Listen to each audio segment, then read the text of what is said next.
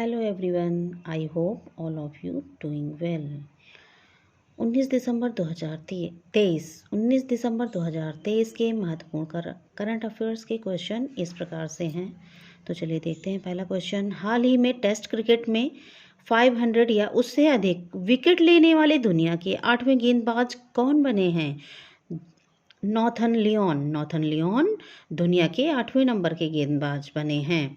दूसरा क्वेश्चन है, हाल ही में गोवा का मुक्ति दिवस कब मनाया जाता है? मुक्ति दिवस 19 दिसंबर को मनाया जाता है, जो कि कल मनाया गया था मुक्ति दिवस।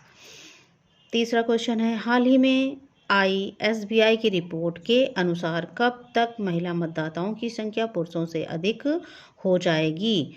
2029 तक महिला मतदाताओं की संख्या पुरुषों से अधिक हो जाएगी। सो फ्रेंड्स, कल मैं ये 19 दिसंबर वाला वीडियो अपलोड नहीं कर पाई, तो आज मैं इसको अपलोड करूँगी 20 दिसंबर को। चौथा क्वेश्चन है, हाल ही में किस देश के शासक के निधन के बाद भारत सरकार ने एक दिन के राजकीय शोक की घोषणा की थी? कुवैत के शासक के निधन के बाद भारत सरकार ने एक दिन के राजकीय शोक की घोषणा की थी। पांचवा क्वेश्चन है, हाल ही में किस भारतीय ने अंटार्कटिका की सबसे ऊंची चोटी माउंट विंसन पर सफल चढ़ाई की? शेख हसन खान ने सबसे ऊंची चोटी माउंट विंसन पर सफल चढ़ाई की है। अगला क्वेश्चन है छठवां, हाल ही में आई रिपोर्ट के अनुसार किस राज्य के 30% से अधिक बच्चों में डेंगू पाया गया? WHO की जो स्थापना हुई थी 1948 ईस्वी में हुई थी, और इसका जो मुख्यालय है जिनेवा में। सातवां क्वेश्चन है, हाल ही में पंगोलखा वन्य जीव अभ्यारण्य चर्चा में रहा, यह किस राज्य में स्थित है? यह सिक्किम राज्य में स्थित है। कौन? पंगोलखा वन्यजीव अभ्यारण्य। आठवां क्वेश्चन है, हाल ही में जारी IUCN रेड लिस्ट अपडेट के अनुसार मीठे जल की कितने प्रतिशत मछलियां विलुप्त होने की ओर हैं या विलुप्त होने के कगार पर हैं? 25% मछलियां विलुप्त होने की कगार पर हैं। नौवां क्वेश्चन है, हाल ही में किस देश द्वारा प्रदत्त सेवा मुक्त किए गए जहाज को भारतीय सेना पुनः सेवा में शामिल करेगी? मालदीव द्वारा। 10वां क्वेश्चन है, हाल ही में किसने विजय हजारे ट्रॉफी 2023 से 24 का खिताब जीता है? हरियाणा ने विजय हजारे ट्रॉफी 2023-24 का खिताब जीता है। 11वां क्वेश्चन है, हाल ही में अंतर्राष्ट्रीय प्रवासी दिवस कब मनाया गया? 18 दिसंबर को। इसकी थीम है एक्ट टुडे, और प्रवासी भारतीय दिवस 9 जनवरी को मनाया गया था। ये है अंतर्राष्ट्रीय प्रवासी दिवस 18 दिसंबर को, और प्रवासी भारतीय दिवस 9 जनवरी को मनाया गया था।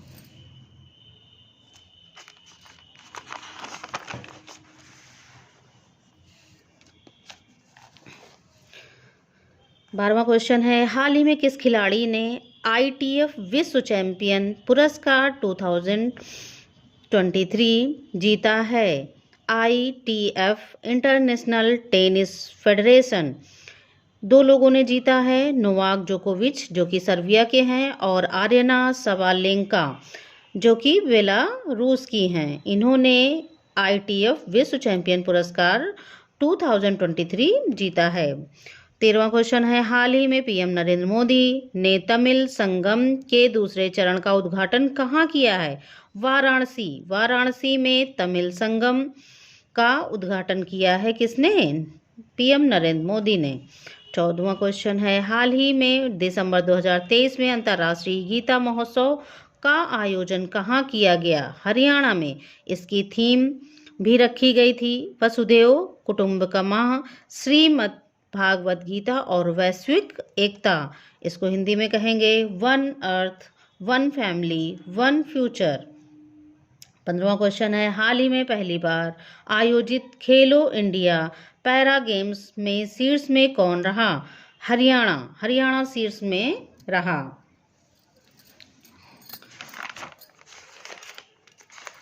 और ये सीटेट की पेडागॉजी है। पहला क्वेश्चन है, एक विद्यार्थी कक्षा में ध्यान नहीं दे पाता है, आसानी से दूसरी ओर आकर्षित हो जाता है, नियुक्त स्थान पर नहीं बैठ पाता है, बेचैन रहता है और वस्तुएं खो देता है। ये गुण निम्न में से किसके संकेतक हैं? अवधान न्यूनता, अति सक्रियता, विकार के, दृश्यवादिता के, वाचन वैकल्य के या लेखन वैकल्य के। तो इसका आंसर होगा अवधान न्यूनता, अति सक्रियता, विकार।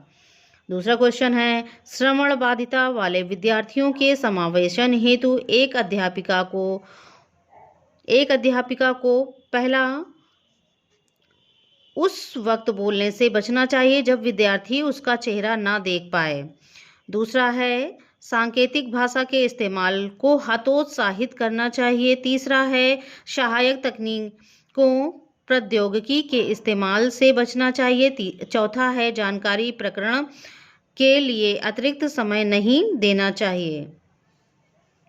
तो इस क्वेश्चन का जो आंसर है वो है उस वक्त बोलने से बचना चाहिए जब विद्यार्थी उसका चेहरा ना देख पाए। अगला क्वेश्चन है, ऐसी गतिविधियों का चयन जिसमें अंतःदृष्टि और विविध प्रकार के उत्तर देने की संभावनाएं हैं, वे किसे समुन्नत करती हैं? पहला ऑप्शन है रटकर याद करना, दूसरा है सृजनात्मकता, तीसरा है कुंठा, चौथा प्रतिस्पर्धा। तो यहाँ पर इसका जो आंसर होगा वो दूसरा होगा, सृजनात्मकता। अगला क्वेश्चन है, किसी संप्रत्यय को पढ़ाते समय एक अध्यापिका को निम्न में से क्या नहीं करना चाहिए? पहला ऑप्शन है रूपकों का विभिन्न क्षेत्रों व एक ही क्षेत्र उपयोग, दूसरा है विभिन्न परिघटनाओं में सह संबंधों को रेखांकित करना, तीसरा है विद्यार्थियों को कार्य कारण संबंधों को तराशने के लिए कहना, चौथा है गैर उदाहरणों और अपवादों के सम्मिलित का वर्जन। तो यहाँ पर इसमें चौथा आंसर होगा इस क्वेश्चन का, गैर उदाहरणों और अपवादों के सम्मिलित का वर्जन। अगला क्वेश्चन है, निम्न में से अधिगम की कौन सी तकनीक पर एक अध्यापिका को बल देना चाहिए? पहला है उद्दीपक प्रतिक्रिया द्वारा अधिगम, दूसरा है संरचनाबद्ध अन्वेषण से प्रक्रिया द्वारा अधिगम, तीसरा है रट्टा मार सीखना, चौथा है दूसरों से ज़्यादा अंक प्राप्त करने के लिए सीखना। तो यहाँ पर जो इसका सही आंसर होगा वो होगा दूसरा, संरचनाबद्ध अन्वेषण से प्रक्रिया द्वारा अधिगम करना। रट्टा मारने का यहाँ कोई मतलब नहीं है और उद्दीपक प्रतिक्रिया द्वारा अधिगम का भी कोई मतलब नहीं है। दूसरों से ज़्यादा अंक प्राप्त करने के लिए सीखना, इसका तो कोई मतलब ही नहीं होता। अगला क्वेश्चन है, निम्न में से कौन सा वाह अभिप्रेरणा का उदाहरण नहीं है? यहाँ पर पूछा है वाह अभिप्रेरणा का उदाहरण नहीं है। पहला है सजा से बचना, दूसरा है इनाम, तीसरा है रुचि और ये चौथा है असफलता का डर।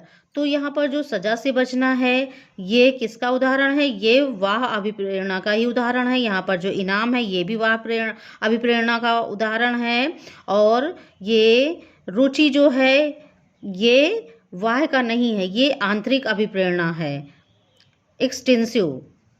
और ये चौथा जो है असफलता का डर, ये भी वाह अभिप्रेरणा का उदाहरण है। तो यहाँ पर जो आंसर बनेगा वो होगा दूसरा, रुचि। निम्न में से कौन सा भाव विद्यार्थियों के अधिगम में बाधक रहेगा? इसमें पहला है उत्सुकता, दूसरा है कृतज्ञता, तीसरा है जिज्ञासा और चौथा क्या है? निराशा। तो यहाँ पर उत्सुकता तो बाधक नहीं होती है बल्कि हेल्पफुल होती है, कृतज्ञता भी हेल्पफुल होती है, जिज्ञासा भी हेल्पफुल होती है। यहाँ जो निराशा है इसका जो आंसर बनेगा वो होगा चौथा, निराशा जो होगी वो विद्यार्थियों के अधिगम में बाधक बनेगी। अगला,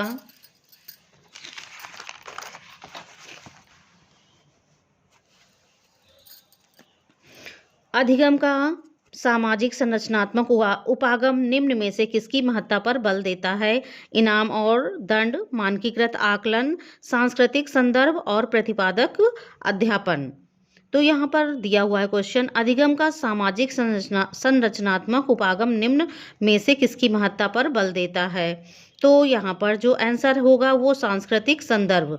यहाँ पर जो है सांस्कृतिक संदर्भ में ये वाइगोट्स्की, इन्होंने 3 चीज़ों पर ज़्यादा बल दिया था, SCL यानी सोशल, C कल्चरल और L लैंग्वेज। इन तीनों पर वाइगोट्स्की ने ज़्यादा बल दिया था। तो यहाँ पर जो आंसर होगा वो सांस्कृतिक संदर्भ।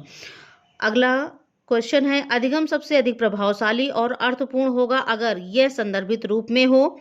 दूसरा, अधिगमकर्ता प्रदर्शन अभिमुखी हो। तीसरा है, अधिगमकर्ता वाह्य कारकों से अभिप्रेरित हो। चौथा है, जानकारी असंबंधित खंडों में प्रयुक्त की जाए।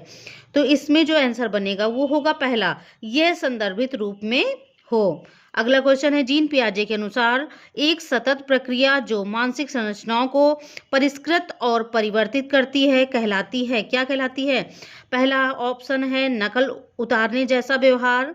दूसरा है वस्तु स्थायित्व। यहाँ जो नकल उतारने जैसा व्यवहार है वो 0 से 2 वर्ष की अवस्था में यानी इंद्रियगामक अवस्था में। और दूसरा वस्तु स्थायित्व, ये भी 0 से 2 वर्ष की अवस्था में होता है यानी ये भी सेंसरी मोटर अवस्था में होगा। और समावेशन ऐड करने वाली यहाँ कोई बात नहीं कही गई। और यहाँ पे चौथा है संतुलीकरण। तो यहाँ पर जो आंसर बनेगा वो चौथा आंसर बनेगा। अगला क्वेश्चन है, विद्यार्थियों को एक समस्या का हल खोजने में संघर्ष करते देखकर उनकी सहायता के लिए अध्यापिका उन्हें संकेत और आधे सुलझे उदाहरण देती है। लेव वाइगोट्स्की के सिद्धांत के अनुसार यह किसका उदाहरण है? पाड़ का उदाहरण है, क्रमबद्धता का उदाहरण है। तीसरा प्रतिवर्तन का उदाहरण है। चौथा है प्रतिपादक अध्यापन का उदाहरण। तो इसमें से आंसर जो बनेगा वो टेम्परेरी हेल्प यानी पाड़ जो होता है टेम्परेरी हेल्प के लिए यूज़ होता है। जैसे कि मकान वगैरह बनाए जाते हैं तो उस पर जो शटरिंग वगैरह लगाई जाती है वो क्या होता है? टेम्परेरी हेल्प के लिए, यानी कुछ टाइम के लिए, कुछ टाइम बाद उसको हटा दिया जाता है। तो यहाँ पर इस क्वेश्चन का जो आंसर बनेगा वो पहला बनेगा यानी पाड़।